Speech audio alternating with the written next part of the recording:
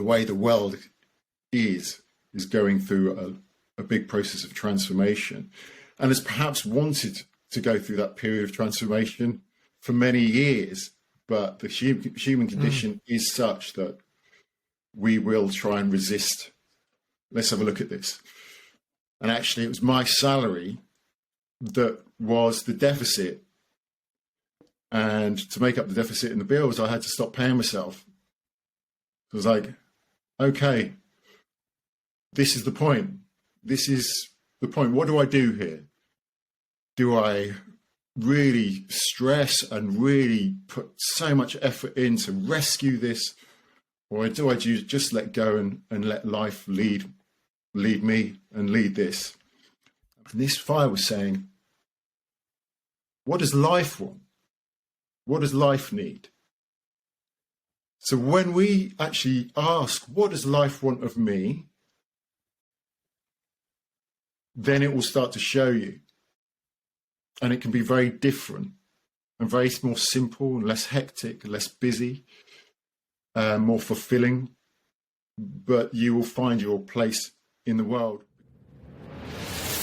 Welcome to the Radical Health Rebel podcast with your host, Leigh Brandon. If you enjoy the podcast, please leave a 5-star rating and a warm review. And now, here is Leigh, the Radical Health Rebel, with this week's podcast.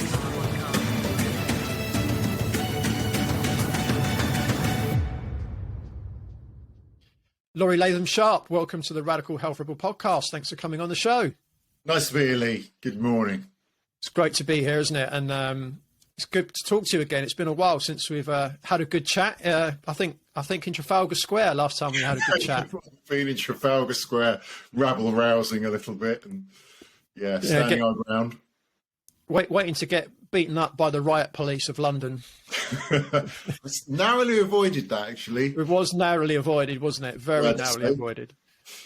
Awesome. So today's episode is entitled Transformation with Laurie Lathom-Sharp. Now, we certainly are living in a time of transformation. We have non-elected global technocrats rolling out a plan across the world that no one voted for, and it would seem have the power to stop. Or do we? Could our current predicament be the greatest opportunity to transform our lives for the better, and if so, how?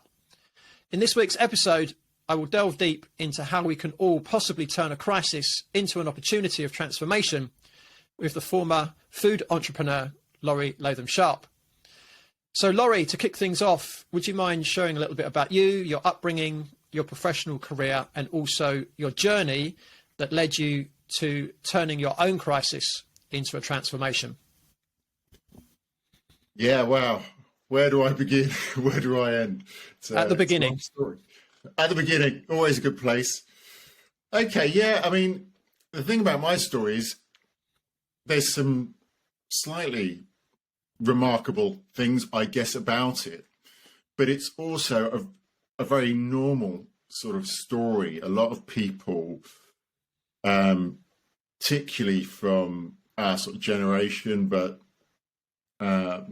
probably even modern day, it's probably a story that will relate to them because it was a very conventional upbringing. You know, it wasn't particularly special. I was just brought, you know, my childhood was particularly in sort of 80s, 90s. You know, that was my core era. Born in the late 70s, and so born into the time where, you know, we go to school, we're educated, you know, go home, have a few hobbies, watch a bit of TV, go back to school. You know, you behave yourself, you get your grades, you make it to the next level of education. You're a good boy or a good girl, and that's what you expected. And throughout the education, you know, you're told, well, if you do this and you do that, and you behave and you sit in your seat, and you know, then your life will succeed in a way. You know, you'll get to a point where you'll go into the wide world, you'll get a job, you'll be in that job for many years, you'll meet someone, you'll probably get married, you'll probably have kids, you'll probably, you know, retire someday, have a lovely few years, and then you'll pop your clogs.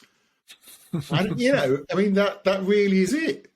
And so that was me, you know, lived with my parents, my brother and me, and contented lifestyle, particularly the 80s, still a favourite decade of mine. Life, especially compared to today, was so simple.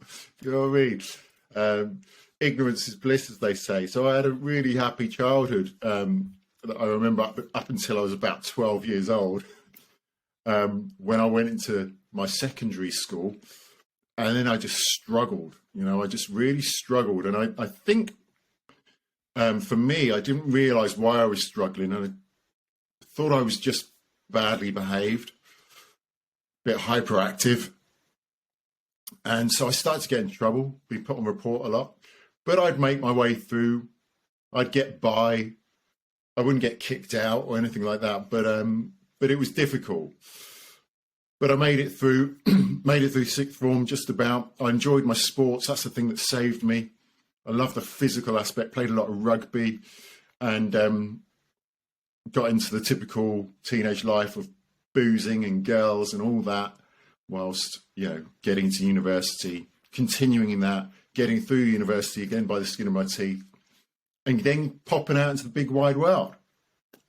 And you know, that's where I really want to start, because, you know, again, it's the big wide world of new career. This is the beginning of the promised land. You know, this is the be all and end all. Going to get some money, going to become a real man, an adult, and, you know, this is where it all begins. This is where, like, the education. This is where I've been guided to this point.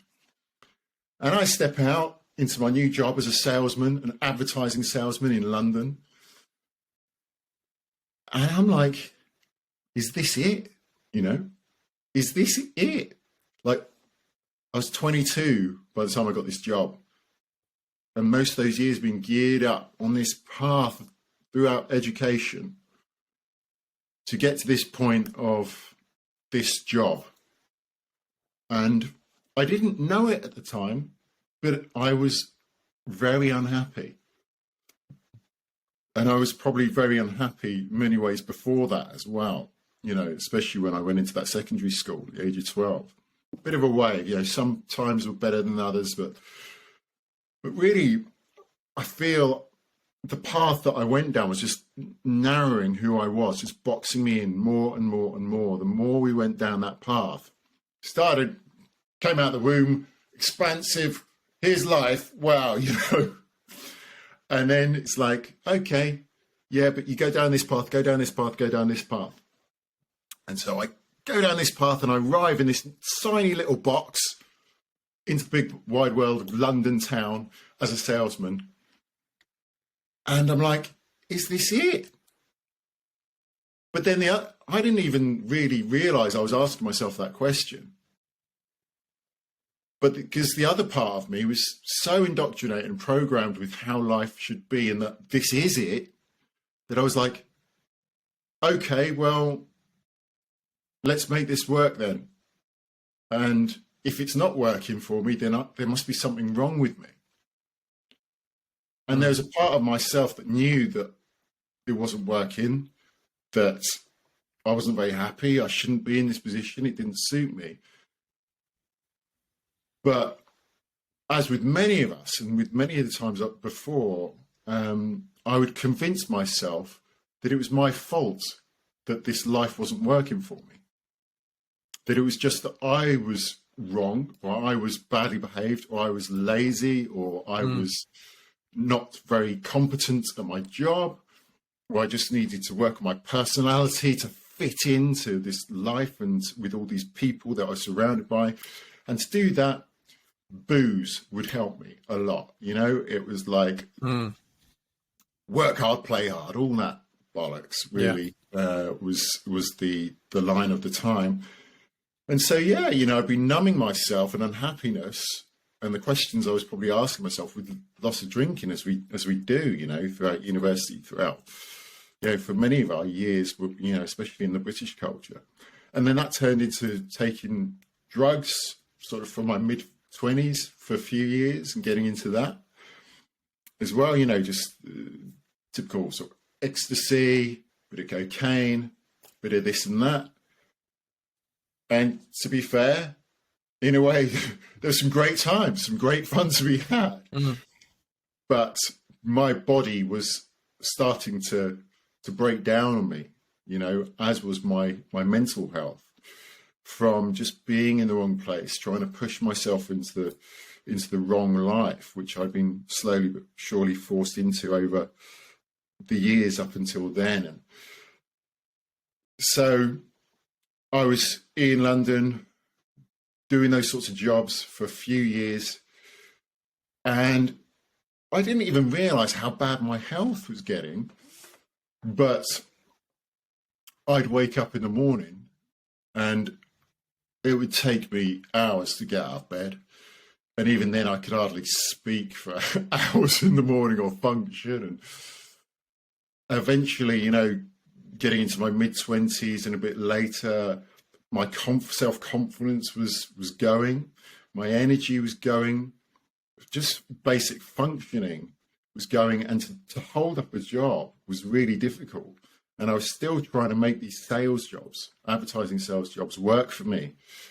And I'd hide behind my computer. I'd just try and get by each day, and hide from everyone, really, from seeing the absolute failure that I felt I was, and that my performance was really showing me to be as well, because I just did not take to this sales environment and advertising. In the end, I got the best job, my dream job in advertising, sort of at age of 26, 27. But again, I just was not functioning. And after 6 months, I was just given the boot. And I must say, throughout these years, up until this point, 26, 27, although I knew that I wasn't functioning particularly well, maybe I wasn't even aware of that. I got to this point where it was like, I've had this dream job, something's just not going right here. I got to take some stock of where I am and what needs to go on from here. So I had a couple of little part-time jobs, and I found myself on the set of a Coca-Cola advert, actually, doing some extras work, strangely enough. And it was here I bumped into a chap who was a personal trainer, who actually made me aware that even at the ripe old age of 26 or 27, that I could retrain into something that would be much more in alignment with me, because I was always into sports activity, something I was good at, and it just felt good. So suddenly the lights went on. I was like, well, here we go, I'm going there. Did all the training, got into personal training, and as soon as I got sort of one of my first jobs, so actually one of my first jobs in personal training, I was introduced by a friend of ours, actually Stu Peach, to Paul Check's work. And this is going back to 2004 now. I was about 27, 28. Introduced me to things like gluten, dairy and the problems with that, the energy issues with all that, and just the whole sort of holistic perspective of health.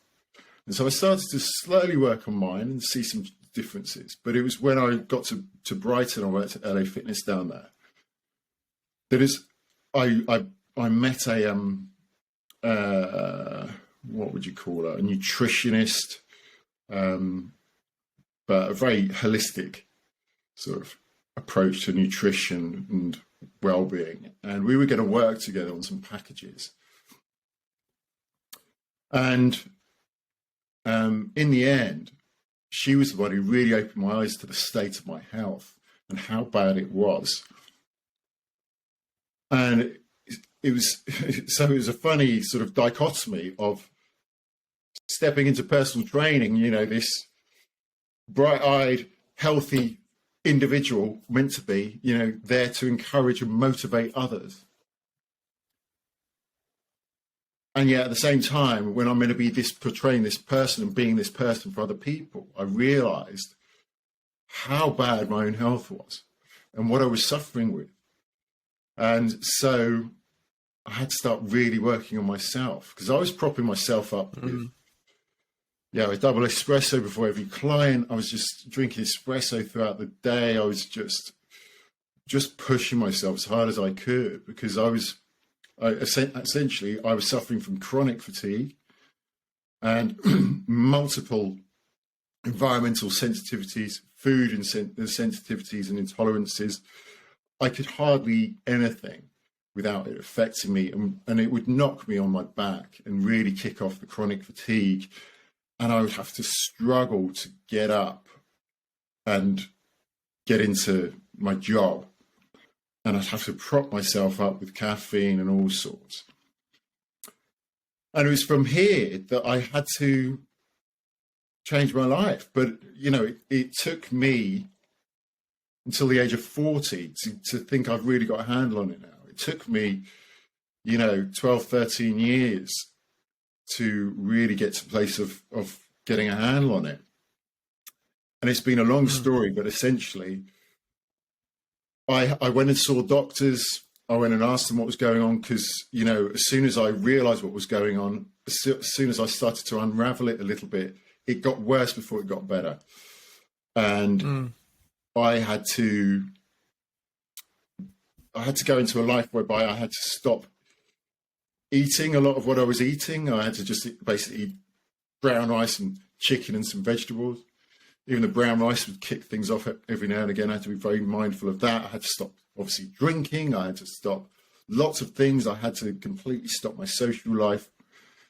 I had to really go into the cave. And I just found myself very alone in my own bedroom, trying to work everything out, researching everything. And after another few years, come to about the age of 33, so I'd been aware of these health issues for a while. I've been working on them for a while. And now at the age of 33, I've been gone back into a recruitment job, because my energy, my health just could not sustain a personal training job. And so, so friends of mine had launched a recruitment company, and I managed to get a job with them because it allowed me just really sit at a desk and have a little bit more control over my life, but also gain some money which I could then invest into solving my issues and working with people. But having found my passion and purpose, my path in life, which was health and healing and well-being, obviously life had other plans for me. And age of 33, 2008, 9, suddenly the economy crashed. So I lost that job. I moved out of London down to Bristol, didn't have any money, had loads of debts, I still suffering from chronic fatigue, which was even worse with the stress. I couldn't get a job. I went into voluntary bankruptcy, which was the only path for me. And then within 2 months, my dad had died of cancer. So my whole world collapsed around me at the age of about 33, when I found myself in a studio flat in the middle of Bristol, contending with chronic fatigue, my health issues, not knowing where to go in my career, how to earn money, having lost one of my stabilizing wheels, my father, who, was a real support to me in many times, especially in times of crisis. And I just was in this dark night of the soul. I was in really, a pit that I could not scrabble out of. And I just had to sit within it for many months and allow life to sort of guide me out of it, really. And it was from that time, really, that then things started to come to me. Ideas started to come to me, but it was more that I was there empty-handed now. I had nothing. What could I do but just to sort of let go a little bit and take the opportunities that came to me now, because I could not think my way out of this. But suddenly an opportunity came. Well, I looked into fermented foods. I was still working my health, still spending all the time I could, any resources I had, researching my health, what's going on with me, but health in general, using myself as a guinea pig. And I read a couple of books, one by Sally Fallon, Nourishing Traditions, another one, The Gut Ecology diet, I think it's called, by Donna Gates, I think. And they both recommended fermented foods. So I was like, okay, let's get some fermented foods. And by that time, actually at that time, I could not find any in the shops. So I thought to myself, right, I'm going to make my own. So I started making my own, making some kefir at home. Then I thought, well, I'll maybe do a farmer's market, see if I can make any money at a farmer's market. But as life would have it, I ended up bumping into one person who introduced me to another person who had the same idea but wanted to make fermented foods into a business. We worked together for about 6 months, but actually he didn't really pull his weight, so we split. By that time, I'd got my ducks in a row, found a supplier, found this, that, the other, and thought, I'm just going to do it myself, And that was about 12 years ago now, 13 years ago, when I started Laurie's Tummy Loving Foods. So really, to cut a long story short, I was on the wrong path for much of my life. You could say the right one because, there's no such thing as right or wrong, really. It is just life. And you have to go through some difficult things to learn often. But when I found my purposeful path, it was because of my health issues. If I'd not had those, I wouldn't have been directed to find my true path, which is in the health and healing arena. And from that, I wouldn't have created the business that I created, which has taken me an amazing journey, obviously, of learning about business creation, entrepreneurialism, but also that business gave me a foundation to help me travel and work remotely for the last 5 years, which, work really sometimes, because I created quite a systemized business. Yeah, for the last 5 or 6 years, especially sort of traveling and working a couple of hours a week and often. I'm not saying that's the best way to work all the time, but it certainly gave me then the time and the resources to spend that time traveling and researching even deeper, more now I guess my journey from the very beginning, when I was working with clients as a personal trainer, I'd see these people who came in and they told me what they wanted: to get slimmer, to get fitter, stronger, whatever it may be. But when I'd help them and guide them into what they need to do that, they wouldn't do it, or they'd sabotage themselves, or however it would be. And from that point, I'd just be wanting to know, what is the real reason that people are not doing this? What's the real reason in me? What's the deeper root of this either self-sabotage or this just not being able to truly get ourselves to do what we want, and what we know to be good for us in many cases. And it's just been, my journey has been deeper and deeper and deeper to those root causes, to a point whereby a lot of my work now has gone into the very deep sort of spiritual realms in terms of when I say that, connecting with more the unseen influences as well, which can have an effect. And yeah, it's been very interesting. So now, it's a long story, but I'll go into the next part, because that was really my major transformational period. And that was the major crisis, was my own ill health. But I was very fortunate that the conventional medical establishment could not tell me what was wrong. I had the blood work of an anorexic for many years. They took a lump puncture out my hip. They tested me for leukemia, because that was what how my blood work was. So it's obvious I was having such terrible health problems. But they couldn't help me, which was great, because I couldn't get caught into that medical system, which is really typically, I'm not saying in the acute phase of, injury, help with people's injuries and acute phases of disease, they're not helpful, they are. And there's a way to use the medical establishment, but typically it's about symptom suppression, and it's about disease management, and it's about disease. It's not about health, really. And what I went into was actually how to bring health back to my being, rather than just how to suppress the symptoms. And that's true healing. Yeah. Sorry, Leigh, you were going to... What was it? Yeah, what was it that motivated you to travel? A girl, probably. Okay. Pretty much the case, often. No, well, yep.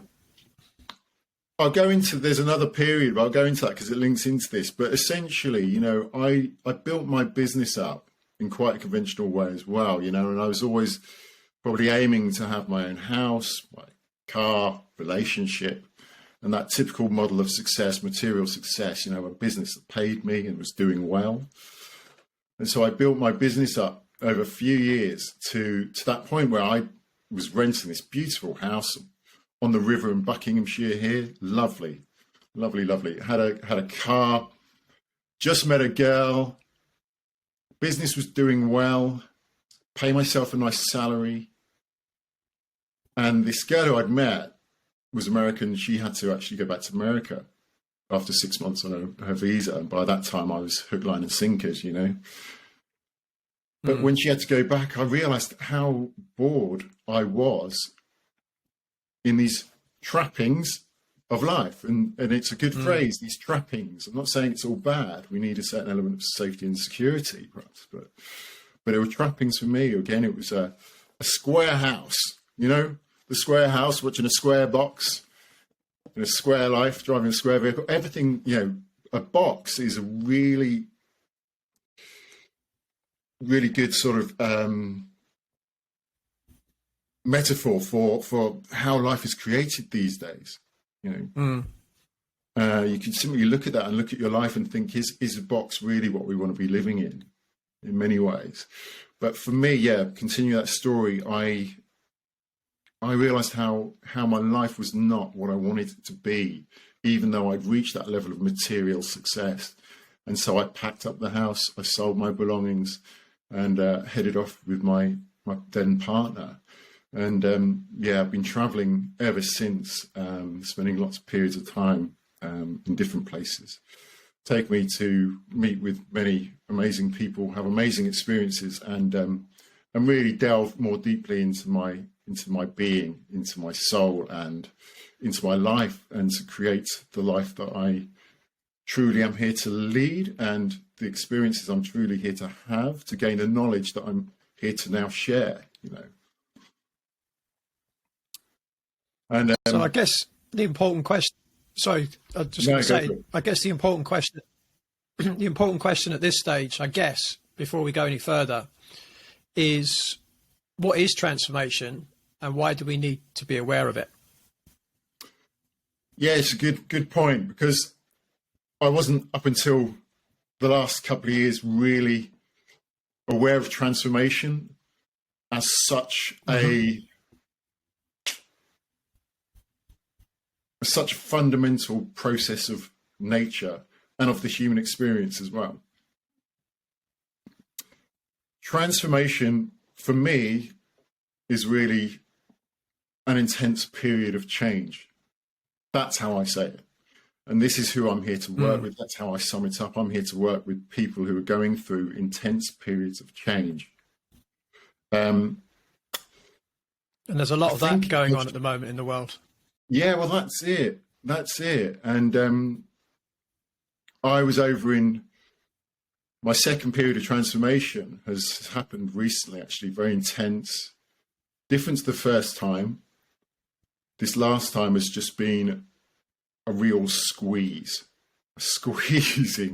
and a constraining of my life to understand it, a breakdown.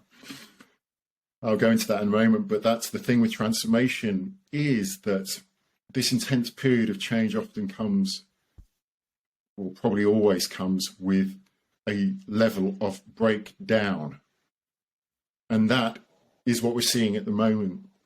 We are seeing the whole of the human population, the way the world is is going through a big process of transformation and has perhaps wanted to go through that period of transformation for many years, but the human condition is such that we will try and resist this natural force, which is pretty stupid, really. I mean, who are we to mess with nature? But for me personally, the reason I'm in the transformational arena now is because about 18 months ago, I'd arrived in Ibiza. And it's funny, for the last few years, my business has not been doing too well. Had not been doing too well.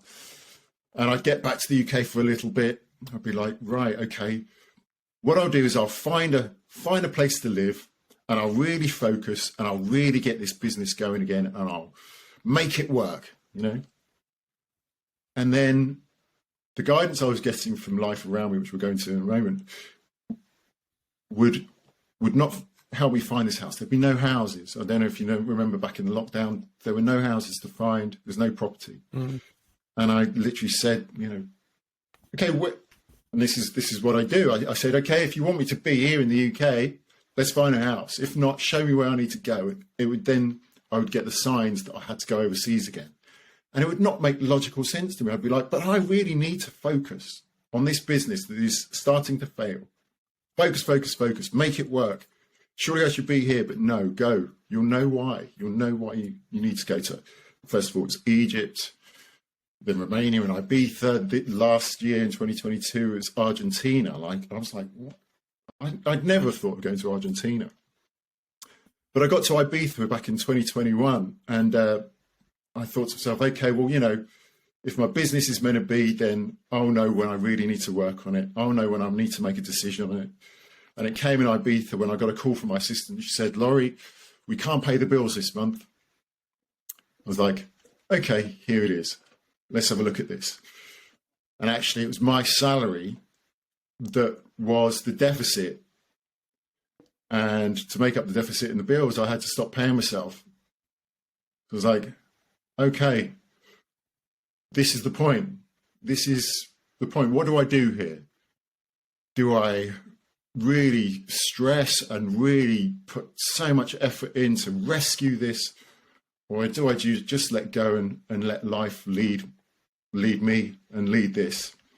And by that time, I was so fatigued with my life, trying to make it work, not understanding what to do next. I had nothing in me left to give that business. And I said to myself, to the intelligence of life, higher consciousness that's always with us, just said, listen, I'm going to let it go if it needs to go, or I'm just going to let go of even thinking what's going to happen with it, what's going to happen with me. I'm going to trust that life is going to guide me to where I need to be. Because throughout my process, I've learned more and more to trust life. That even the breakdown, like the breakdown of my health, the breakdown of my sales career, led me to a better place, even though it was challenging.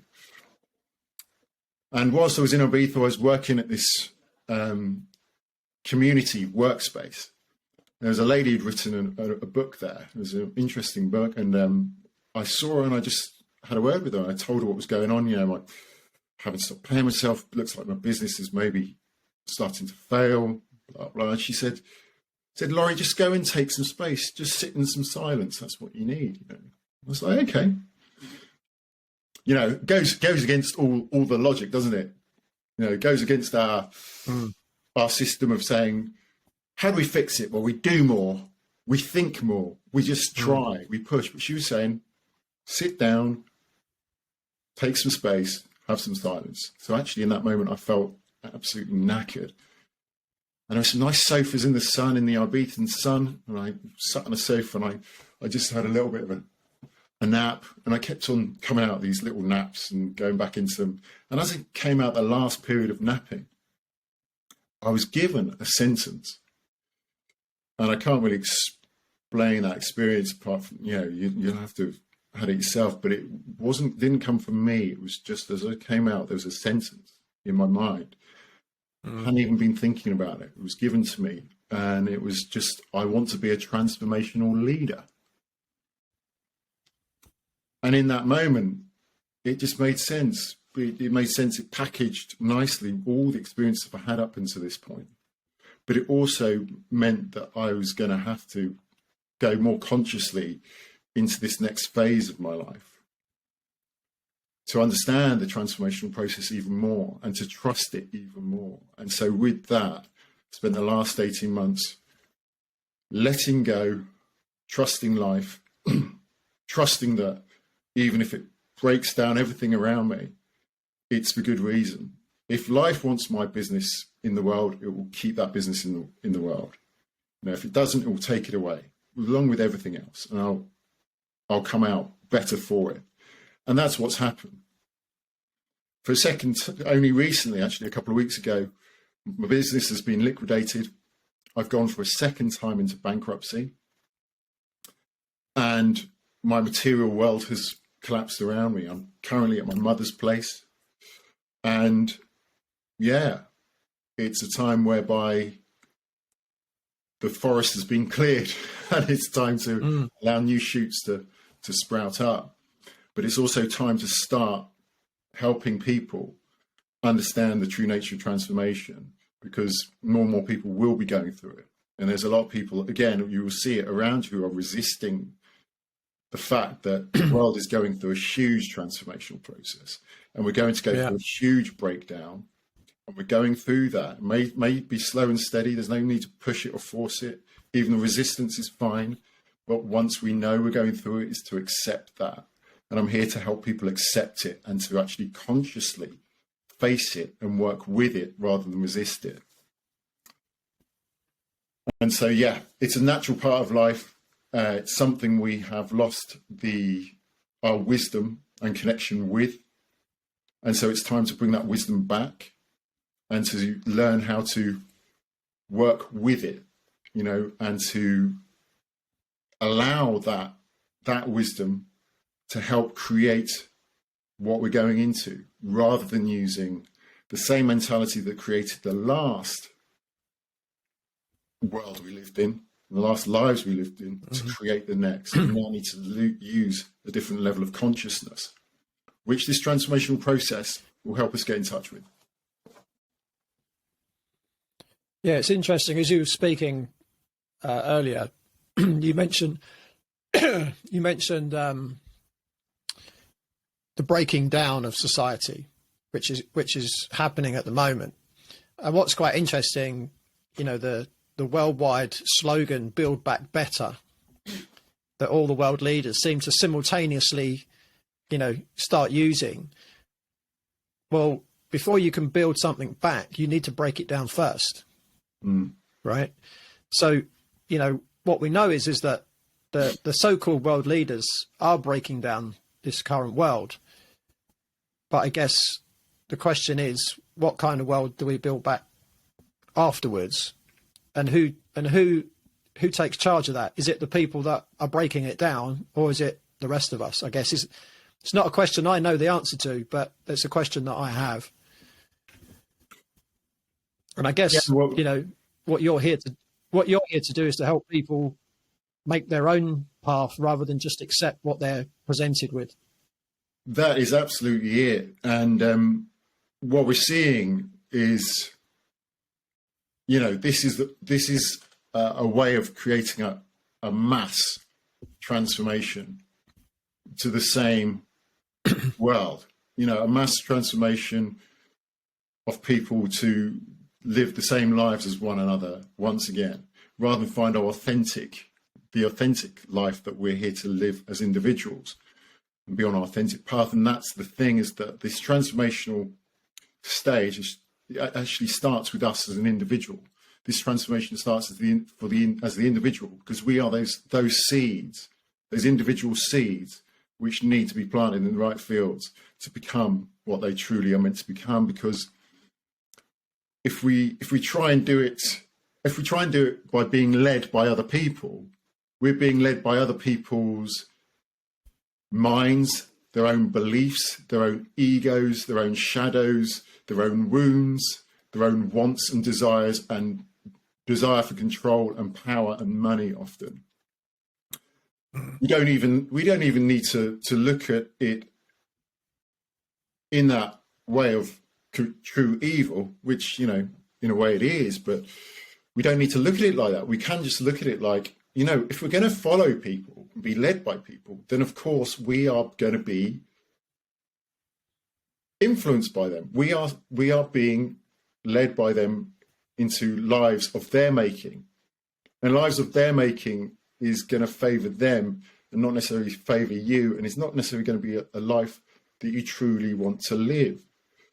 So transformation I'm talking about is the transformation of your individual single life. And once you start to connect with your own consciousness and the higher consciousness, which you always have connection to as well, then that is the only authority that you need. And that is the only authority you should be following. Even if you listen to the outside authorities, whoever they may be, if you listen to any external influence, you always come back to yourself and you say, how does that feel? Is that in alignment with me? Is that something I want to do? We've seen with what's happened over the last couple of years, decisions have been sort of almost taken out of our hands or forced upon us. And it's in those moments you say to yourself, okay, well, that's what they want to do. That's what they're saying. But how does that sit with me? If it sits with you, fine. Fine, that's maybe your path. If it doesn't, that's the authority. And this path of transformation will connect you back with the only authority that you really should be listening to, which is that of your true self, which isn't necessarily in the mind, in the thinking, but is more in the feeling, and of higher consciousness itself, which can sound way out there. You know, religion has unfortunately accosted our whole understanding of spirituality, of higher consciousness. It's like, you know, as soon as you mention something like that, people would think, well, you're a religious, dogmatic nut. You know, I don't believe in that. That's woo-woo, you know. And this is the trouble as well, because most people accept we've got a subconscious. Most people think we've got a waking consciousness, you know, our five senses, thinking-based consciousness, everyday consciousness that we use. But when it comes to a higher consciousness, that sounds daunting to a lot of people, sounds perhaps too religious in a way. But really, when you start working with your higher consciousness, you realize that it's just like a subconscious. We have an access to that, which is simply like I'm having a conversation with yourself. I can have a conversation with my higher consciousness and just say, hey, and you can label it what you want if you want to. You can label it the universe or God if you want to, or anything like that. You can label it your guides or your higher self, or you can just call it life or yourself. You can just say, hey, I need help on this. Show me, you know? And that sounds very simple, very basic, but that's how simple it can be. You know, we have, I don't know how many millions of signals coming into our brain every second of the day. And yet we're able to filter out what we need from that moment at any time. And this is simply doing that. This is simply taking a conscious influence over our sub and higher consciousness, our super consciousness. And the super consciousness really, as I would say, has a much better 360 view of your life and how it fits within the world itself and all those people around you. So you might say, right, okay, let's think of something. Like, I was lying in bed one day thinking, right, I've got to leave this house because I've got 4 weeks to leave this house. My tenancy's up here. I've got to find a new house or go somewhere new. You know, this was when I was thinking I need to find a house, need to settle down. 2 weeks later, still haven't found a house. And I just said to the universe, to life, to whatever you want. I just said there in my bed out loud, okay, I said, okay, if you want me to be here, to work on my business, to find a house in the UK, find me that house. if you want me to be somewhere else, if it's for my highest and best good to be anywhere else, show me where. And as all sort of social media addicted people like to do, picked up my phone, looked on Facebook, and there was a picture of two girls skipping through the sands of Egypt saying, "Come to Egypt. There's nobody here." This was in COVID time. Mm-hmm. You can get into all these places and there's no queues and it's amazing. And as I looked at that photo, I realised Egypt, for the last couple of days, Egypt had come up 3 or 4 times out of people's mouths. And I was like, oh, I need to go to Egypt. By 10 o'clock that next day, I booked. And it's for good reason I went. The same with Argentina last year. The same with things like resources, because this higher consciousness, it knows where you need to be, what you need at that time, what resources you need. And it knows when you don't need resources. It knows when you need a breakdown. It knows when you need to go into bankruptcy. It knows when you need for somebody to step into your life, or for you to reach out to someone, or for you to go to somewhere, because it has that 360 vision. But the trouble is that it clashes with our intellect. We're saying, well, I need to fix this. This is where I want to go. This is what I want my life to be. And if I work it out, then I'll need to take step 1, 2, 3, and then I'll be there. And life's saying, no. First of all, you're creating a bit of a prison for yourself, because that's not truly what you want or what you need or what life needs you to be in this world. And secondly, you take those steps, then, you're going to get nowhere. Or it's, life is saying, let go now. Let me lead you. Right? This higher consciousness saying, let me lead you. And let's create what you're truly here to be and become. But the logical mind finds that very difficult. Yeah, why do I need to go to Egypt? I should be here. What are you saying? Go to Egypt? Why? Why go to Argentina? Or why I should be working on this now, or doing this, or or I've got an illness, I've got a disease. I should go to the doctor. Then I should take these pills, and then I'll probably be fixed. And it's the logical mind which often gets in the way of this transformational process. So would you say that's the main reason why people tend to resist transformation? It's the egoic mind. Yeah, it is. One of the biggest issues is control. And, we're taught to have control. We're not taught how to work with greater awareness of life and consciousness, and be in touch with ourselves and our feelings, and that we actually can live a life that we truly want to live at a deeper level. Because the control element is because we want to keep safe, and we want to please people, and we don't want to have to step out of our comfort zone, and we don't want to have to see things about ourselves which might not conform to society's norms. So control is a big issue. And the key to that is to let go. But even letting go is a process. Let go and let life lead. That's what I say. Let go and let life lead. Control is understandable. We've been told for many years what we should be doing, what we're here to do. What's the image of success to live up to? And so control is based around many things. It's around this image of success we have.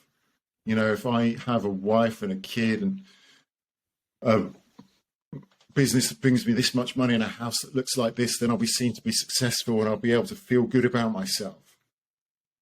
I'm doing something right.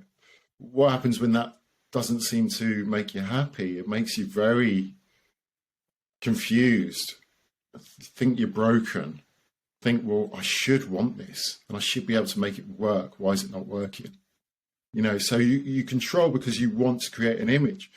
Because also, how are you going to look to other people when it's not working, when you can't hold it together, you know, going through a divorce, breaking up with someone, it's a failure. Oh, I failed. I wasn't good as a wife or a mother or as a husband, or, you know, what's it going to look like to my family? How am I going to look to myself? You know, who am I? It's very destabilizing from all that we've been told that we should expect of ourselves, and how we should be, and how we should make ourselves happy. So control, the fear of failure, you know, our vision of success. You know, we're all aiming towards this single vision of success, material vision of success, and that is really costing us, because we're just trying to attach to this and hold on to it and control it, and the pressure to do that is causing so much illness in people, mental health issues, physical health issues. Because if you imagine putting all your energy every day to keep something working, to hold it together, there's a lot of tension, a lot of energy, rather than if we let go and we say, okay, actually, the life I'm holding together is not a real representation of who I am. I'm not really holding it together anyway. Behind the scenes, it's a fucking mess. It may seem like I'm successful on the outside, but I'm really not. I need help, but I'm not going to ask for it, because even that's a sign of weakness, and I have to admit to myself and admit to others, and have to be vulnerable. And then I don't even want this life, but I've built it, and I've got kids and a partner and all these bills. What the hell am I going to do? You know, we're holding this all together. And the breakdown is a relief and a release in a way, but it takes courage. And so often the only way we're going to actually be able to step into that and get out of the resistance is when we have no energy or will to resist anymore, to hold it all together. We just get to that point where we can't. So it's almost like transformation. To go through transformation, you almost have to be taken to that point to be forced to truly let go, because you just can't hold on. And that's why, like, disease and ill health puts us in a very vulnerable state where we can't hold things together anymore. We only have a certain amount of energy to give to ourselves. Even then, we can still hold on, still resist a bit by just managing a smaller version of life. But eventually, even that smaller version of life is not serving us. And we're like, okay, maybe I need to let go a bit more to really now allow myself to recreate, you know, the life that I want to lead. So yeah, it's a big topic. There's a lot we can cover, but yeah, control, holding things together is a big part of the resistance. Yeah, and when you talk about, you know, you've got no more energy left, or you don't have any vitality or health left, you can almost see that happening on a humanity-wide scale. That, you know, there's a lot of illness, there's a lot of stress, there's a lot of fatigue, and it's almost like, you know, as a collective, we almost have to hit rock bottom before we can build something that we really all want, rather than just, you know, a 1% of people want for everybody. And I guess that's the difference between collectivism and individualism. And we've seen collectivism in the Soviet Union, in Nazi Germany, still in China today. It runs on a system of collectivism where you have to give up everything about yourself for the good of everyone. But that means that everyone isn't living the life that they want. So that's kind of how I see collectivism. And that seems to be what our so-called world leaders want for everyone, is a world of collectivism and really stifling, you know, the individual.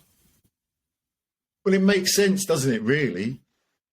I mean, you know, just imagine you have to look after a group of kids, say 10 kids. You got 10 kids to manage. You're like, right, all do this, and I'm going to make you some food, and it's all going to be, the same. And because you've only got so much ability to manage these 10 kids with different needs. So you can sort of understand, if you've got this type of power structure, authority structure, why they want to manage it in that sort of way. So it makes sense. Yeah. It makes their life easier as well. And we all want an easier life in some regards. So it's almost that we have to start being more responsible for ourselves. And responsibility, again, this is one of the reasons we resist it, because we don't want to be responsible for it, because it takes some honesty with ourselves, be honest with ourselves. We can't fool ourselves. And it takes a little bit of work to get away from the total comfortable life and easy life that we've created, which has been a world of, convenience. It's convenient to have somebody else looking after us. It's convenient to still be a child and have our parents look after us, aka the doctors, the politicians, the this, that. But the more convenient it is, like we give even the convenience to food, so we get convenient foods. It's very convenient, but is it optimal for us? Do the convenient companies really care about our health, or just giving us food that we're happy to shove down our necks and to pay for? So the more convenient our life becomes, the more we've given our responsibility to people outside of ourselves, then probably the less happy we will be in a way, because that means two things. First of all, we're reliant on other people, and they tend not to care about us as much as we care about ourselves, or even our families do. Yeah. And then there's on the second level is that we're doing convenience things because we don't have time in our lives, or we say we don't have our time in our lives to do the more nourishing things that we truly want to do. Because, there's people working long hours in their jobs, come home and they've got kids, let alone fit in a hobby or two, but then distraction, social media, watching TV and all the channels that we have and we're addicted to. It's like this, it's just a pressure cooker. So this pressure cooker is building, and it's working brilliantly, because this is the necessary squeeze before we decide to just let go of everything and say it's not working. Because like, how much more are we going to fit into our lives and pressure ourselves into a life of just distraction, work, mental clutter and chaos? It's absolute madness at the moment with our phones and with everything that's going on. But we need that pressure to build before people will perhaps just break down or just say, no, enough, And I think tying back into this individualism against collectivism thing is that it's time for the individual. But we got to take that back we can't, this even come back to individualization and our own lives. It takes work to do that. So we need to sort of step away and realize that even when we go down that path, we'll still be perhaps looking for those authorities to make it easy. But we have to remember, the only authority we need is our inner guidance and our higher consciousness to do that.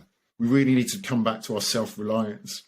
And I think that then when we start as individuals to lead that transformation through our own individual lives, we're actually creating the new world through that. We're not creating a new world order through the collectivism. We're creating a new world. And it's not necessarily ordered as they like to be ordered. It's going to be chaotic, and it's going to be lots of creativity, many individual minds and individual lives coming to the forefront, creating new ways of being, new systems, new information, new knowledge, maybe new technology. But once we step on our own path and we allow ourselves to open up truly and express who we are and the knowledge we have, and allow these gifts to come through that have been suppressed by conformity, by just being indoctrinated with education, and material wealth. These are going to be the new seeds and the new flowers in the garden, which are going to create the new world. But a small proportion of us have to create that first, because, if it all collapses on itself all at once, that may not be too helpful for everybody. But those people who are being selected for transformation now through ill health, through relationship breakdown, through mental health breakdown, through collapse of material wealth, these people have some real strength and courage, or maybe don't even realize that yet, but I know they do. If they really start to work with this, with the natural intelligence of transformation, it's going to take them on an amazing journey, and they are going to be planting the seeds for the future. But all at the moment, with the way we see it at the moment, it's like, no, this divorce or this mental health breakdown or this illness you've got, it's a mistake. It's wrong. Keep suppressing it. Take more drugs. Just do this, do that. It's a mistake. You're wrong. If we get rid of all that and say, no, it's no mistake. It's divine intelligence that created the world around us, this whole planet, this whole way of life. It's created this, the divine intelligence, the creative intelligence that runs through, say, a flower, that from seed to full blossom is the same intelligence and creative force that runs through us in our lives. But what we're trying to do is we get to a certain point of life, okay, we germinate out the seed and we just want to contain ourselves there. We don't want to grow anymore. We don't want to be different. We don't want to blossom and bloom and show our true selves, because that can be dangerous, and that's not what has been encouraged. We want to just be like everybody else. We want to contain ourselves. But just imagine trying to contain a seed or that intelligence. You can't. It's going to create pain. You try and be a seed and try and escape that seed, but it's not allowing you to break through. The amount of force that's going to try and germinate out of that seed, but it's being wasted and just going stagnant within the seed. That's what's going on within us. When we actually let go of all the energy and control going into that containment, we allow ourselves to bloom and allow the creative force to work through us. And we are here at this time of amazing transformation for very good reason. It's because we have something to bring to this era now. We have our individual gifts and talents and knowledge and wisdom to create something new. But it takes a couple of things. It takes courage to trust that what you're going through is exactly right in the divine order of things, and not to suppress it, and to let yourself go and let life lead you through to this next evolution of yourself and your life. And it takes trust. It takes real trust, but that is a process in itself. So yeah, awesome. I'm off in a few tangents. I'm sort of... Yeah, it's good. It's all good stuff. So would you say there's any kind of key core principles of transformation? There are. There's probably quite a lot to unpack if I was to go into them all now. I mean, it's really the core philosophies that I have are sort of fourfold, really. I've already taught you, really, I don't even need to talk you through this, really. I can just leave you and the listeners and the viewers with this. But the flower model, as I call it, or the flower model, as I sort of just explained, is a core principle in terms of, if you just look at the flower and how it grows and wonder, does that flower grow itself? How consciously does that flower grow itself? Or is there something within that flower? And I would argue that there's a divine intelligence which simply grows through it. If it allows itself to grow into whatever flower it is, and there are thousands upon millions probably of different flowers, just like there are different, each one of us is totally unique in our individuality. Then look at that and just look at the flower and just look at that as a metaphor for your life. And understand that just because we reach 18 years old or become an adult, does not mean we stop growing. But where in our life are we suppressing that growth? Where are we taking control of that growth? Where is our logical mind and our wants and desires and fears and beliefs holding us back from allowing that growth? Because when we allow that growth, it's purely nature growing through us and expressing itself through us. And we then take our place within the world as who we're meant to be, bringing our own authenticity to the world, which it really needs at this point. So that's the flower model. One of the big obstacles, as I've already talked about, is going through life as if what we want is most important. We change our perspective, and basically I was, about a couple of years ago, after I'd gone through breakup of my last relationship, I was invited to a fire, shamanic fire. And I was tending this fire between 1 and 3 in the morning. It's a very sacred thing to do, to tend the fire. So here I am, man in the woods, at the fire with my stick. And I'm adding a bit more fuel to the fire, chucking a bit more wood on, and I'm poking it around a bit. But we're meant to be more present with that fire. It's there to teach us as much as anything. And as I'm realizing, as I'm putting wood on this fire, I'm like, well, why am I putting wood on this fire? It's burning very nicely at the moment. The people who've tended the fire before me have built it to such a stage. I actually don't need to do that much to tend this fire. What does the fire want? What does the fire need? I was going at it like, oh, how can I make this fire bigger? What do I want of this experience with the fire? Put more logs on. Because my mind was wanting something to do. My ego's wanting something to create. And we see it in the world now. Generations before us have built a fire, a very nice fire, quite a self-sustaining fire in many ways. And yet we come along with our busy minds and our egoic needs and desires and our issues of low self-worth. And we're like, what am I going to bring to this life? What am I going to create? What do I want? If you're enjoying this podcast so far and want to watch the full unedited version, head on over to our Patreon channel at www.patreon.com/Radical Health Rebel, where you can support the podcast for as little as a takeaway coffee and receive lots of other premium content and discount offers. Thanks for watching.